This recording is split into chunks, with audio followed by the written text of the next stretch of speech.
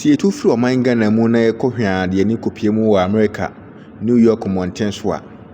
Ghanafoɔ ana akyerɛ sɛ ampa His Excellency John Dramani Mahama Nyankopɔn edi ne ho afoofi a Ghanafoɔ to aba papa maa na obedi Ghana konwa no ɔde ɔman no afiri adom mu akɔ adom mu ne nyinaa ɛne sɛ na ɔman no atete apansam na enemre mu ɔman no baabi aduru no na yade a sɛ Ghana mampanyin His Excellency John Dramani Mahama ne mmɔdemmɔ yade a ɛsɔ ani paa wɔ mɛko a Ghana mampanyin His Excellency John Dramani Mahama wɔne ɛyɛ ɔsoafo a wɔnahwɛ amanɔne nsɛm so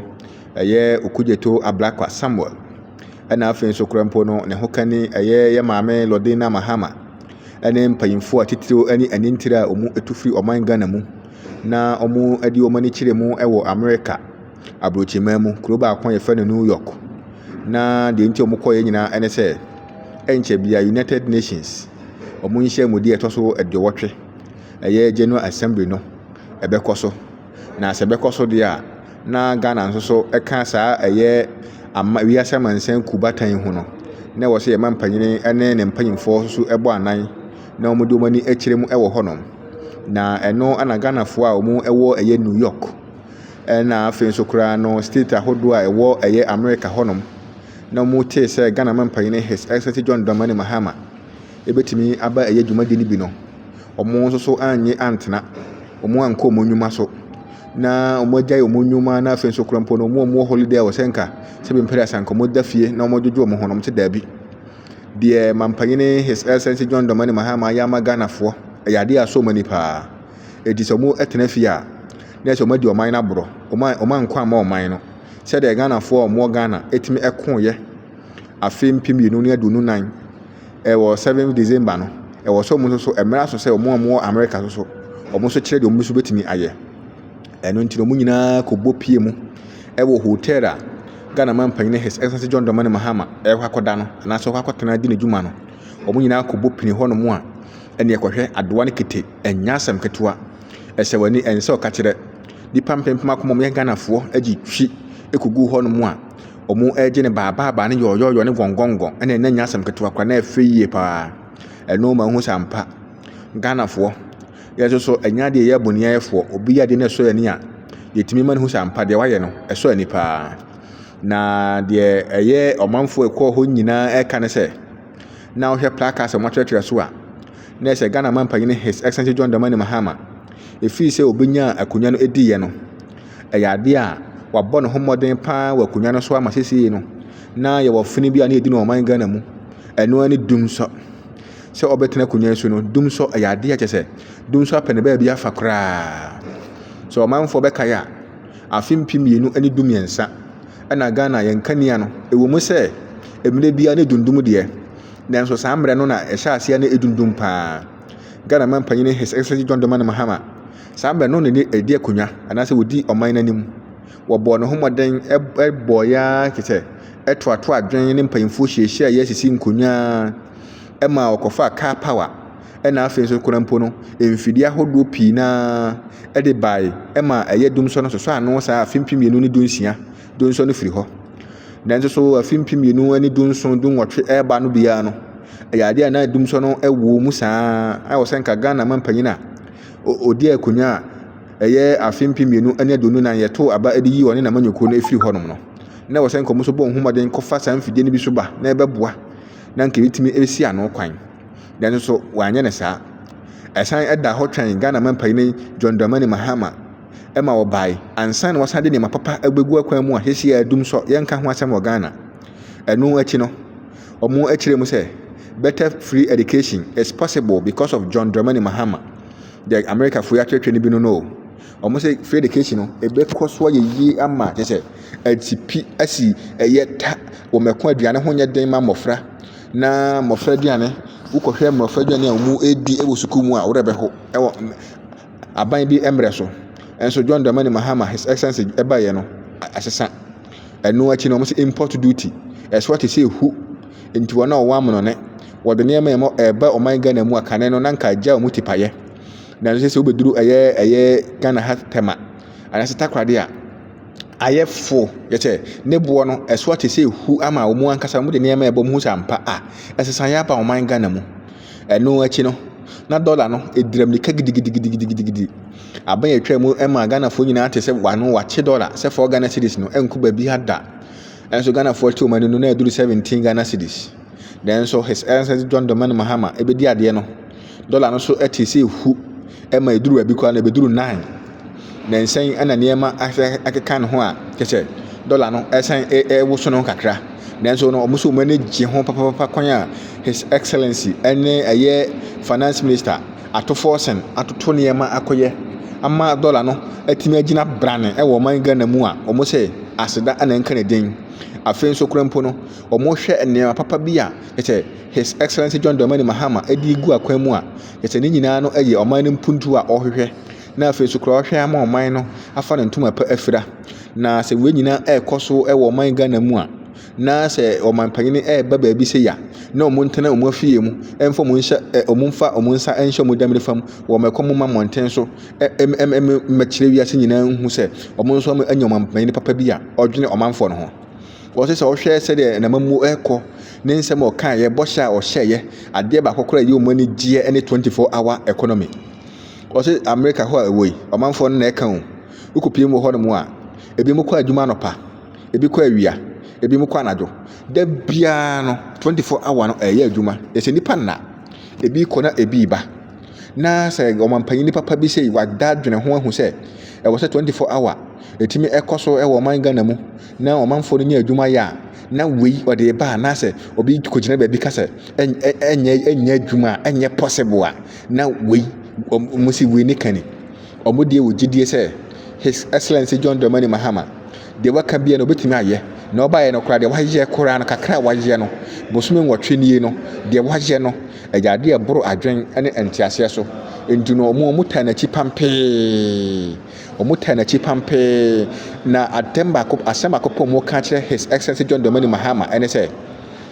mmɔden mu a wɔrebɔ yi ɛnyɛ obi na ɛbɛka wo Ghanafoɔ no nyinaa hu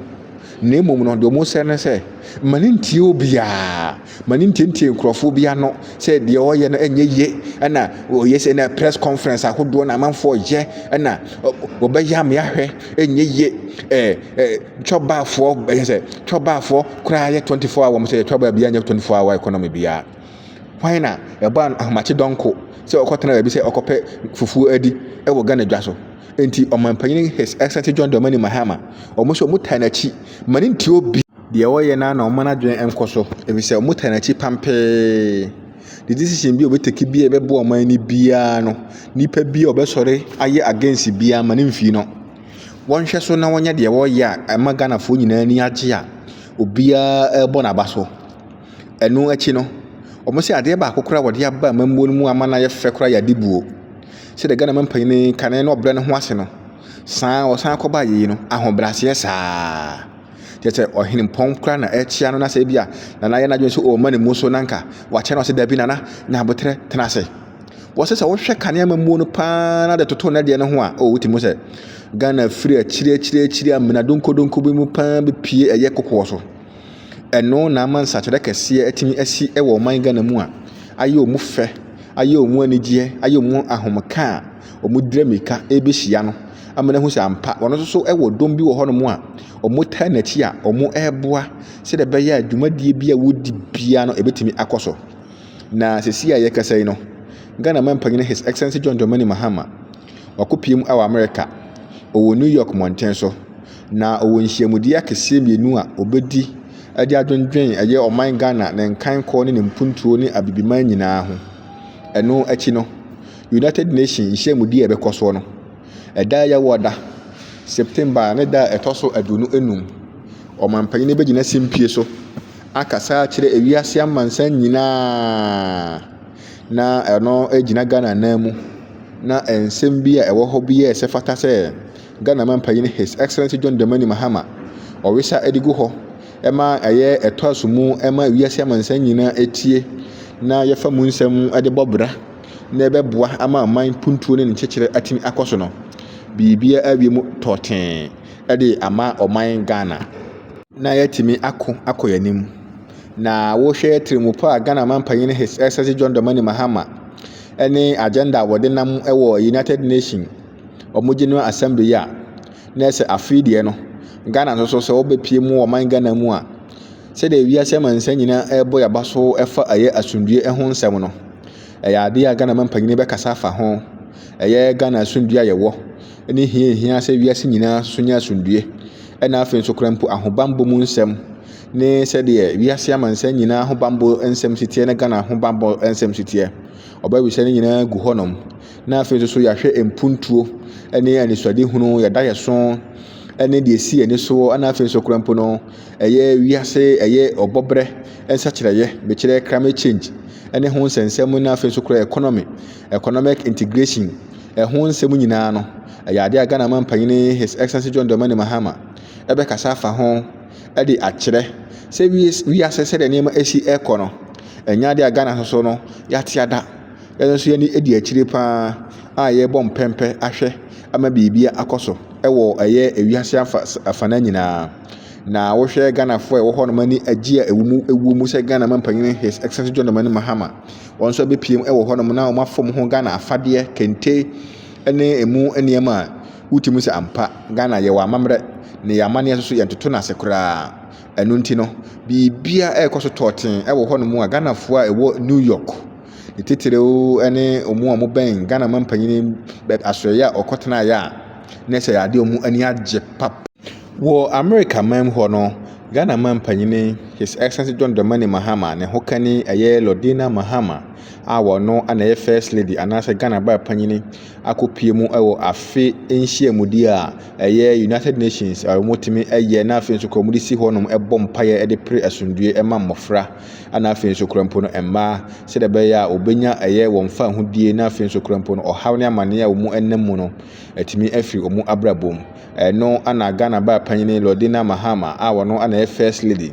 wɔgyina simpie so a wɔde nsɛm ɛto dwa ana wɔkyerɛ mu sɛ wɔde adesrɛdeɛ ana ɛto wiase afana nyinaa na sɛ wiase amansa kubatan anim sɛ wɔbɛtumi abɔ wɔn ho mmɔden na wɔpere asomdue ɛde ama mmɔfra, na ɛno aboa ama daakye nkyirima no wɔn atumi abɛyɛ mpanyimpa.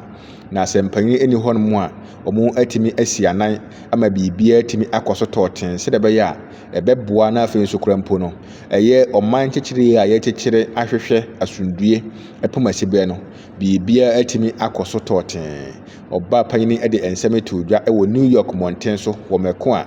na ɛyɛ United Nations wɔ mo General Assembly de ɛtɔ so 80 ɛbɛkɔ so ɛyɛ ɛda ɛnɛ ɛbɛhyɛ ase ɛnɛ yi, na ɔmo bia no koraa na ɔmo bia no na ɔmo de mpaebɔ kɛseɛ ɛna ebia no na ɔmo bɔ mpaeɛ de ma ɛyɛ mmɔfra a sɛbi mpɛrɛdas a ɔmo ɛnam ɔhaw amanneɛ mu ɛwɔ wiase amfana nyinaa. Na maame ɛde nsɛm ɛsan ɛto dwa ɛkyerɛ mu sɛ wokɔpie mu ɛwɔ ɛyɛ abibiman mu a nyamea no nokuri ni wohwɛ atetee paa mmɔfra ɛnam mu a awerɛho. Ɛno akyi no nneɛma bebree ɛkɔ so ɛwɔ mmɔfra asetena mu a ɛyɛ na ɛntwa yie koraa. Wɔsɛ mmɔfra bi wɔ hɔ nom a wɔtumi ɛhyɛ wɔn kutupa na wɔde tuo ahyehyɛ wɔn nsɛm sɛ ɔnkɔko, na afei nso koraa wɔmpere wɔn fa ahodie. Mmɔfra a wɔne nhwee nso tumi gyegye tuo yi na mu de asi ani ɛnyɛ asɛm ketewa, na wɔn akɔkɔko biara ama afei nso koraa mmɔfra no wɔn atumi ahu sɛ ampa wɔn atumi ako ɔkoden. Wɔsɛ wɔn nyinaa ɛyɛ fa ahodie a yɛtiatia mmɔfra fa ahodie so a ɛnyɛ adeɛ a ɛboa. Nti wɔsrɛ ekubatan United Nations ɛna afei nso koraa mpo no ekuakuo ahodoɔ bebree na ɛwɔ ɛbɛbibima mu, ɛna afei nso koraa no ɛyɛ aborɔfo nkuru so, na afei nso Asia ɛne nkuru ahodoɔ pii so. Your Excellencies, ladies and gentlemen,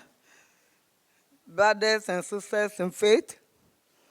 I bring you warm greetings from the good people of Ghana, from my husband John Dramani Mahama and our family. I also extend well wishes from the Lordina Foundation, through which we work tirelessly to improve the lives of women and children in Ghana. Thank you for the invitation to the annual prayer service for children. It is a powerful event hosted by the World Vision International and your partners. On behalf of the children from around the world, thank you for your unwavering commitment to the vulnerable. I am pleased with this year's theme, A Moment of Hope. It is very relevant, particularly as our leaders gather for the 80th UN General Assembly at a time when the global order is rapidly changing. We gather here from different nations and cultures, but we are united by our shared faith. Through prayer and collective action, we can create a world where every child is protected and empowered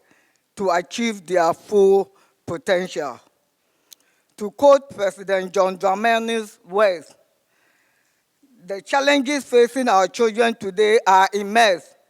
but they can be tackled through decisive leadership. Across the world, children are affected by conflict and humanitarian crisis. The UN estimates that hundreds of thousands of children are caught up in armed conflicts. A significant number of children are in Africa, where they are robbed of their childhood, forced to fight, and go through terrible experiences. These are precious lives, destroyed by circumstances beyond their control. When nations fail to focus on policies that safeguard the home, strengthen communities, and nurture the youth, it is our children who suffer the most. When conflicts erupt, they are the ones who lose parents, siblings, homes, and dreams, and carry emotional scars that can last a lifetime. This is why this prayer service is so vital. It is a moment for us to pause, reflect, and seek divine intervention. It is a moment to collectively pray for the wisdom our leaders need to make the right decisions. As the Bible reminds us in Proverbs 9:10, the fear of the Lord is the beginning of wisdom, and knowledge of the Holy One is understanding. With divine wisdom, our leaders can follow paths of peace and progress for all children. Prayer builds strength, not just in the children who face adversity, but in us as parents to continue to work hard for their well-being. Jesus himself demonstrated profound love for children, telling us in Matthew 19:14, "Let the children come to me, and do not hinder them, for the kingdom of heaven belongs to such as these." And in chapter 18, verse 3, he calls us to learn from their meekness and purity. It is in this spirit that I humbly lift this prayer for the children of Ghana and the world. Heavenly Father, I lift the needy and orphan children in Ghana and across the world into your loving care. I ask that you surround them with protection, comfort, and hope for a brighter future. Provide for their daily needs, including food, shelter, clothing, and education. Bless those who dedicate their time and resources to care for them. May these children grow in wisdom, strength, and joy, knowing that you love them. Guide their paths with opportunities, surround them with kindness, and let their lives shine as testimonies of your unfailing grace and provision. Amen.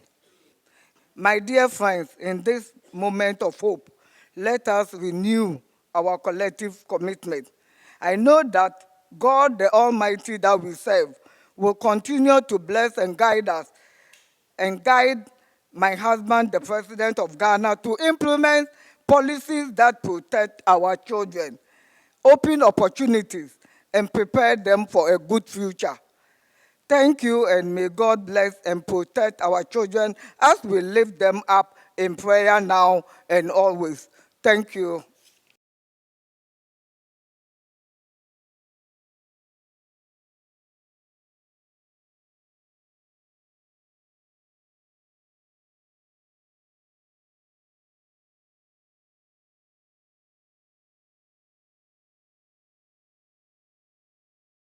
Wɔ ne korakora mu no, yɛ maame Lɔdina akyerɛ mu sɛ, sɛ wobɛpie mu wɔ ɔman Ghana mu a Lordina Foundation a ɔde ɛbaeɛ no ɛyɛ kubatan bi a ɛnhyɛ aban ase na mmom wɔn dwumadi a wɔdi nyinaa ne sɛ wɔboa mmɔborɔfoɔ ne titiriw ne mmɔfra a wɔyɛ nyanka ne wɔn a wɔnim adeɛ no nso no wɔntumi nkonkɔ wɔn anim wɔ mɛkwan a sikasɛm ho yɛ den ama busua ɛna afei nso kura mpo nneɛma pii ahodoɔ a wɔn etimi ɛyɛ boa ayɛ ayaresabeafoɔ ahodoɔ ne ayaresabea sɛde bɛyɛ a amanfo bɛnya ayarehwɛ a biribi ntimi nkɔ so na wohwɛ ɛyɛ afe nhyiamudi a ɛyɛ mpaebɔ kɛseɛ a wɔtimi ɛyɛ de ma mmɔfra a wɔwɔ wiase afa no nyinaa ɛyɛ World Vision International ɛna afei nso kura mpo no wɔn de wɔn ho akɔdɔn ɛyɛ World Council of Churches ɛna afei Caritas International ɛna Episcopal Church ɛna afei nso kura mpo no ɛkwakuo ahodoɔ bi a wɔwɔ gyidie soronko sɛ mpaebɔ etimi yɛ ade nyinaa na wɔn nyinaa de wɔn ho abom a biribia ɛkɔ so tɔɔten na wohwɛ wɔn a wɔdi ɛyɛ maame Lordina Mahama akyi etimi kopie mu ɛwɔ dwumadie no ase a ɛyɛ Deputy Chief of Staff in charge of administration Nana Oye Bampo Ado wɔno ɛne afei nso kura mpo no Lordina Foundation kubatan no ɛyɛ mpanyimfo a wɔda no na wɔhwɛ ma biribia kɔnkan ɛna wɔtimi ɛne yɛ maame Lordina etimi ɛkɔ dwumadie no ase.